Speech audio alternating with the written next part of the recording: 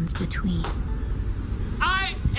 If you don't listen to what I say, it's really on you at this point. Alright, so I have been observing Nintendo channels talk about the Nintendo Switch 2 and the prices and the precedent that they're setting with the $80 and $90 price tags for their Nintendo Switch 2 games. And honestly, it's a little alarming, but it's not surprising. Certain Nintendo YouTubers devote their channel to Nintendo content. Regardless if Nintendo straight up abandons them or not, it seems like the only logical thing is to give in and tell everyone else that they think the prices are fair. Now, you don't need to tell everybody else that you think the prices are fair and pass off some kind of false message. You could just say you're buying it because you're a Nintendo YouTuber and you need to buy it. And that's the reason why you shouldn't listen to Nintendo YouTubers' advice on Nintendo things. Nintendo is their bread and butter. They don't care what Nintendo does, what kind of prices they throw at us, because there are certain Nintendo Switch 1 games that are $60 that people didn't think deserved to be $60, similar to the Mario Tennis game.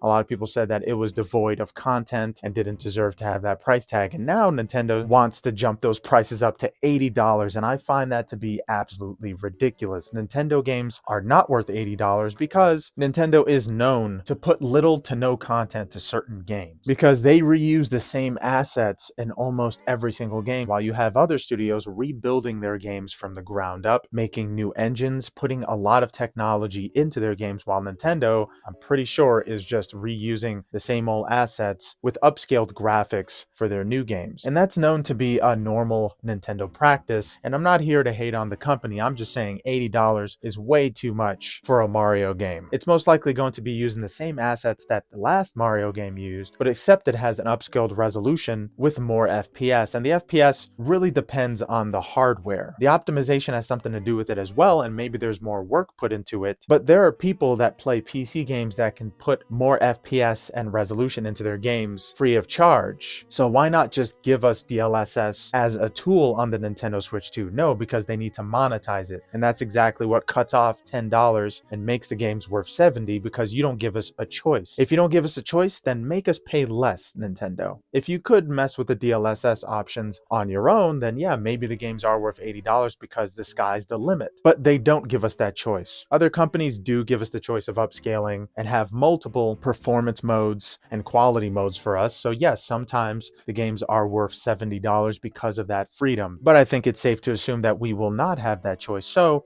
the only choice we have here is to not buy the game. And certain Nintendo YouTubers like Beat 'em Ups are telling people that they think the pricing is fair, while they made videos in the past saying that certain Nintendo games weren't even worth $60. Now, if you think that Nintendo is just going to give us this price tag and not rip us off in any way, then you got that wrong, because Nintendo has done this a lot of times in the past, especially with the Switch 1. I'm just sitting down looking at these Nintendo YouTubers like they're delusional and narcissistic, because they are. You have to vote with your wallet. Don't listen to these Nintendo YouTubers. They don't know what they're talking about. All they do is make money off of this company. Clearly, Nintendo has shown that they do not care over the course of the last 10 years, putting people in jail for life. And yeah, some people may say that that was justified. Nintendo made a judge look at someone that stole video games and said, yeah, you're getting life. Totally fair, right? It was video game related. It's not like they killed someone. But Nintendo simply does not care. They've told us they don't care, and yet you still have people defending the prices. I find this to be absolutely insane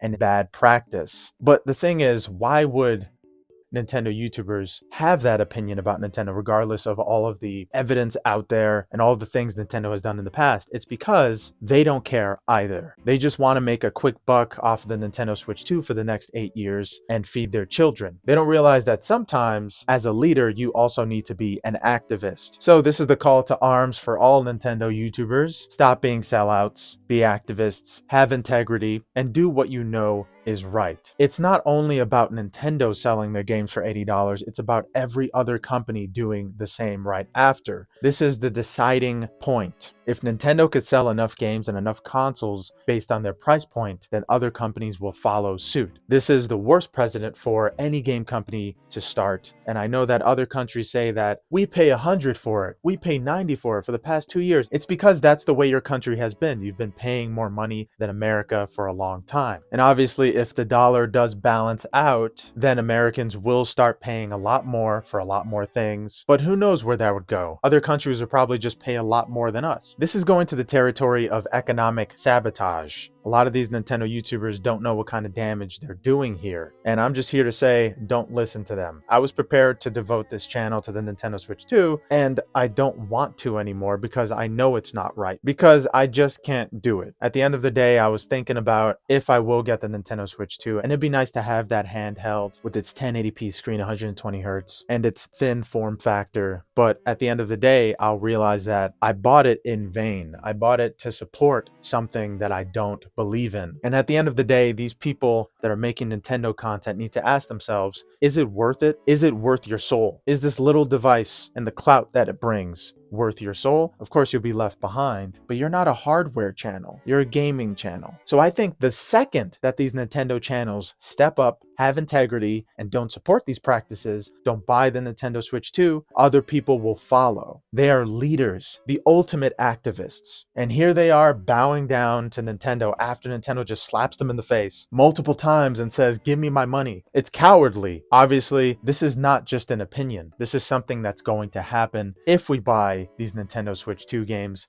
and systems. You don't have to have it. You probably can't afford it. I've seen so many gamers and how poor they are and what they give up for gaming. Maybe save your money. Maybe put it into something else. Maybe some stock. Just don't sell out. Do what's right. Have integrity. Don't be narcissistic. This is a real situation in the real world. We have to make some kind of stand here because that's what people are supposed to do for each other. Anyway, guys, that's all I have to say. Later. Listen to what I say.